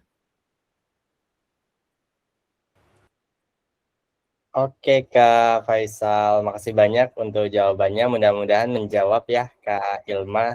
Gitu. Oke, banyak banget pertanyaan di kolom komentar, tapi mungkin nanti kita akan jawab ya kalau waktunya masih ada. Nah, aku lanjut dulu yang bisa open mic gitu ya, sambil kita bantu untuk jawabin. Selanjutnya mungkin Kak Anugrah gitu ya yang udah open mic. Silakan Kak untuk ini menyampaikan pertanyaannya Kak. Oke, baik. Terima kasih kesempatannya. Suara saya terdengar ya? Terdengar Kak? Aman. Oke. Baik. Terima kasih kesempatannya. Saya ada 3 pertanyaan nih. Yang pertama terkait dengan IELTS untuk GOE kan itu kan ada tercantum 6 ya. 6 itu untuk overall atau no band less than 6. Itu pertama. Kedua, saya kan lagi menyiapkan aplikasi untuk AS nih. Saya ada menemukan 2 pertanyaan yang terdapat pada esai tahun lalu nih. Pertama ini, what impact do you believe this study will have on your career, life, and community? Sama pertanyaan nomor 4 ini, provide 3 practical and realistic examples on how you intend to use the knowledge, skills, and the connection you will gain from your scholarship on your return to Indonesia. Ada tips nggak Kak? 2 pertanyaan ini karena menurut saya beda-beda tipis nih. Bagaimana cara kita menonjolkan perbedaan jawaban untuk kedua pertanyaan tersebut? Itu kedua. Sama yang ketiga, khusus untuk Kak siapa? Robrito. Kalau kita lihat development area untuk AS itu kan memperdomani Development Partnership Plan Indonesia Australia 2024-2028 ya. Kalau untuk Manaki sendiri itu kita memperdomani apa ya? Gitu untuk memperkuat esai kita. Thank you. Terima kasih kesempatannya. Silakan Kak Faisal atau Kak Teta yang ingin menjawab pertanyaannya. Aku kasih waktu. Silakan Kak. Oke, Kak Faisal mau jawab yang mana nih? Ini Saya tadi coba jawab yang terakhir dulu mungkin Mbak Teta terkait yang Manaki. Mohon maaf Mas Andara, saya kurang tahu apakah ada handbook buku kerjasama kayak Australia Indonesia untuk Manaki ya, tapi kayaknya so far yang saya lihat itu sifatnya global karena isu-isu yang ada di priority development areasnya Manaki itu cenderung global ya, dan penerima beasiswanya Manaki ini sendiri juga tidak hanya di lingkup Asia tapi juga worldwide, sehingga isunya nggak hanya terbatas di Asia aja. Jadi mungkin sementara saya bisa jawab itu sih. Jadi nggak seperti Australia Awards yang punya merefer ke tadi Australia and Indonesia Contingency Plan 2024-2028. Kalau Manaki kayaknya sifatnya lebih global, Mas Andara.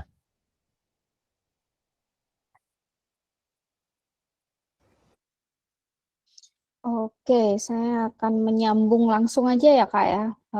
Tadi terima kasih pertanyaannya. Saya ulangi dikit ya. Tadi yang ditanyakan terkait pertanyaan nomor yang tahun lalu ya, yang terkait what impact do you believe this study will have?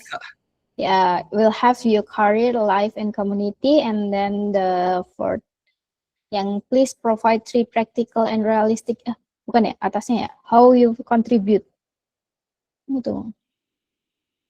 2, 4. Oh ya benar. Yang 4, provide 3 practical and realistic example ya.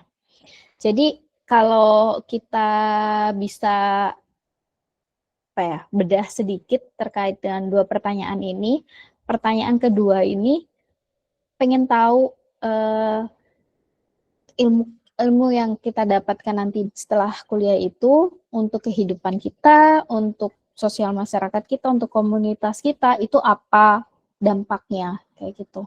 Sedangkan yang untuk pertanyaan 4 itu adalah secara realitasnya, apa yang akan kita lakukan dari ilmu-ilmu yang kita dapat ini. Kalau saya dulu menafsirkannya begitu. Jadi yang menafsirkan pertama, kalau misalkan nih saya nanti kuliah, kan saya punya masalah lingkungan nih, saya mengangkatnya di IC saya dulu terkait berawal dari masalah dulu nih. Jadi di tempat kerja saya punya masalah ini nih. Nah, ketika saya kuliah, saya pulang, saya pakai ilmu saya ini untuk menjawab masalah saya tadi. Nah, masalah yang saya tadi ini ketika dia sudah terjawab, terselesaikan, dia akan mempengaruhi komunitas di sekitarnya, kayak gitu.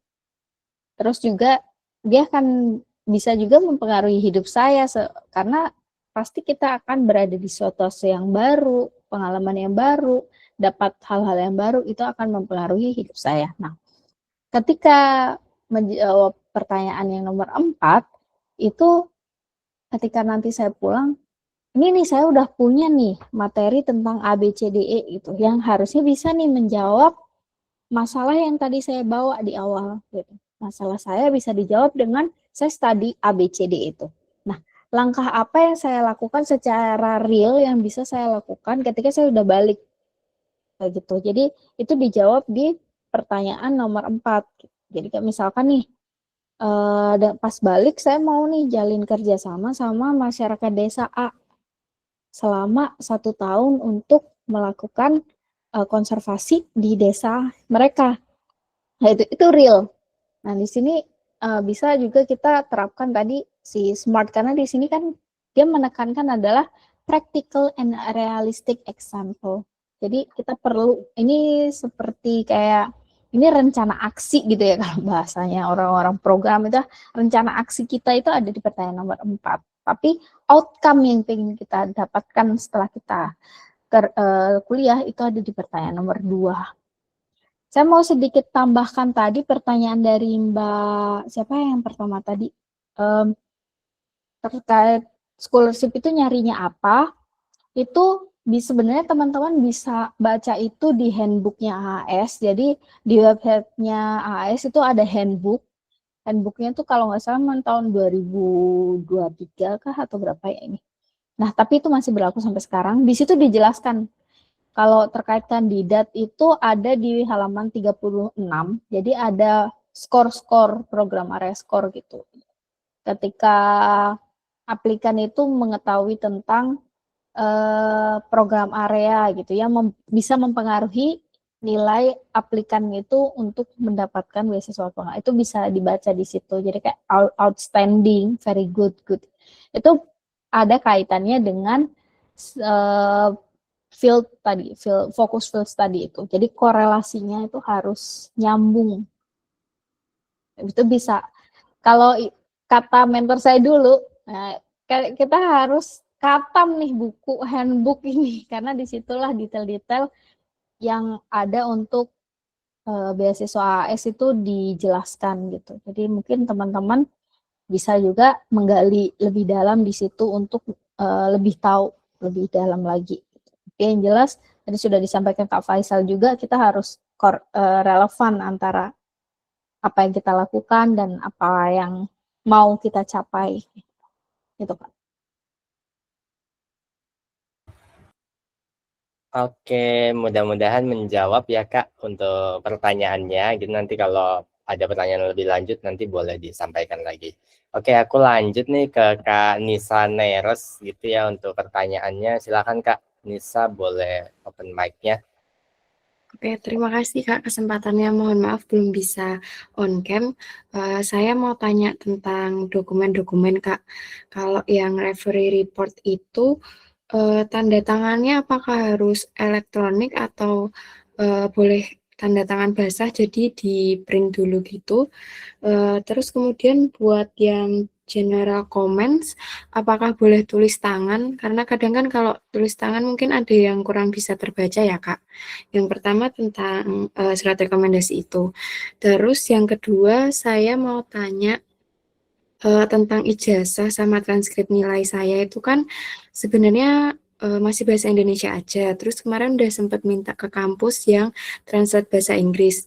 Nah, itu apakah masih perlu apostil buat beasiswa AS dan Manaki atau yang dari kampus saja sudah cukup ya?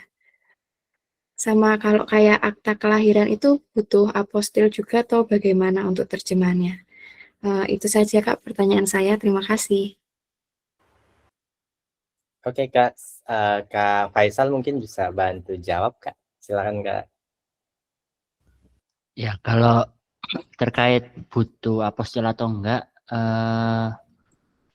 kebetulan akte saya waktu itu, akte lahir saya masih yang lama. Jadi waktu itu saya double-double ya. Selain saya terjemahkan ke penerjemah tersumpah, saya apostil juga ke notaris. Walaupun kayaknya cukup di penerjemah tersumpah aja. Cuman saya sih lebih suka ekstra ya daripada kenapa-kenapa gitu.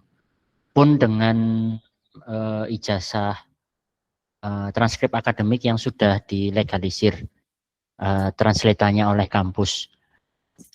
Bisa jadi dilegalisir kampus itu sebenarnya sudah cukup, tapi tidak ada jaganya, tidak ada salahnya kita berjaga-jaga ekstra sehingga apostil aja nggak masalah.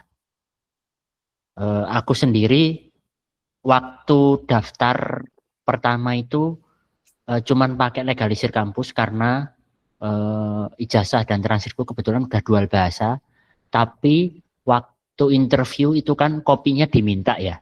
Jadi waktu di Jakarta waktu itu diminta ditunjukkan, jadi saya jaga-jaga saya legalisir juga ke notaris waktu itu, baik ijazah maupun transkripnya.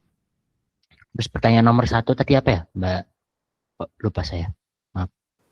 Tentang surat rekomendasi tadi Kak, apakah tanda tangan sama yang kayak general comments itu boleh tulis tangan atau enggak? Terima kasih. Jawabannya adalah boleh ditempel, bahkan semua reference letter saya kayaknya tanda tangannya tempelan semua. Terus kalau boleh ditulis tangan, boleh-boleh aja. Yang penting isinya sangat merefleksikan baik ekspertis maupun akademis kita yang berkaitan dengan priority development areasnya AS maupun ekspertis pengalaman-pengalaman kita. Itu sih Kak.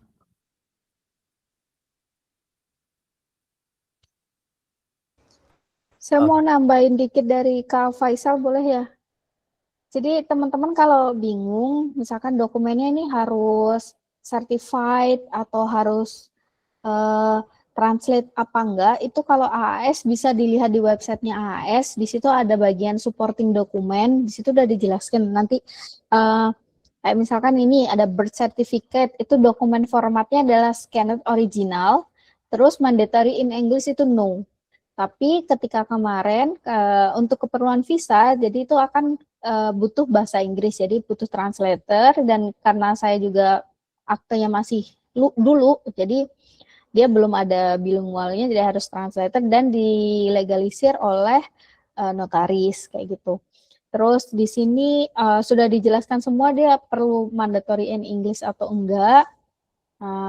Di sini untuk ijazah sama transkrip di sini tulisannya nggak mandatory in English, tapi in reality itu mandatory in English, jadi disiapin aja, nggak ada salahnya kok nyiapin itu, biar nanti nggak buru-buru. Bisa dicek di situ ya untuk ini ya. Kalau referee report saya juga sama kayak Kak Faisal, tanda tangannya hampir semua scan karena referee saya kebanyakan nggak ada di sini. Mesti nggak langsung, kecuali memang atasan langsung. Kalau atasan langsung memang tanda tangan langsung dan stempel basah ya. Tapi kalau misalkan dari apa itu namanya riset partner itu karena harus dikirim dari luar, jadi scan aja dan itu nggak apa-apa. Asal ya kredibel, kita harus menjamin itu asli gitu, nggak kita buat-buat. Oke, makasih banyak untuk Kak Teta dan Kak Faisal untuk jawabannya gitu ya. Oke, mungkin aku lanjut ke pertanyaan terakhir ya teman-teman, mengingat waktu dan keterbatasan dari tim kita dan mungkin dari pemateri juga gitu ya. Aku kasih kesempatan ke Kak Gloria, Kak. Silakan Kak Gloria untuk menyampaikan pertanyaannya. Oke, terima kasih Kak. Terima kasih Kak Faisal dan Kak Teta udah berbagi dan sangat komprehensif yang disampaikan. Saya ingin bertanya ke Kak Faisal ya, untuk Manaki nih Kak, kebetulan kemarin saya masuk di waiting list. Sebenarnya mau ditanyakan, adakah sih variabel atau kriteria yang sebenarnya dibutuhkan Manaki? Karena kalau dilihat, rata-rata memang PNS bidang kebencanaan gitu Kak. Sedangkan dari PNS bukan ASN dan topiknya sebenarnya masih masuk dalam targetnya Manaki, tapi kok saya lihat kayaknya ada kriteria atau variabel tertentu yang memang dicari. Nah, kalau berdasarkan pengalaman Kakak, apakah memang itu sudah ada pakemnya? Jadi berapa persen yang akan masuk dari ASN, berapa persen dari mana gitu? Ataukah memang sebenarnya ada hal lagi yang saya secara pribadi perlu improve gitu untuk sisi dari point waiting list? Gitu sih Kak, terima kasih, itu aja pertanyaannya. Oke, terima kasih Mbak Gloria. Berarti sebenarnya Mbak Gloria ini udah lolos tapi masuk waiting list kandidat gitu ya? Betul, Mas.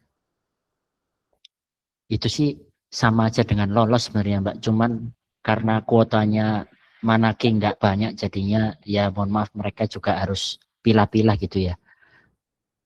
Jujurnya kalau ditanya kayak gini, gimana jawabnya ya?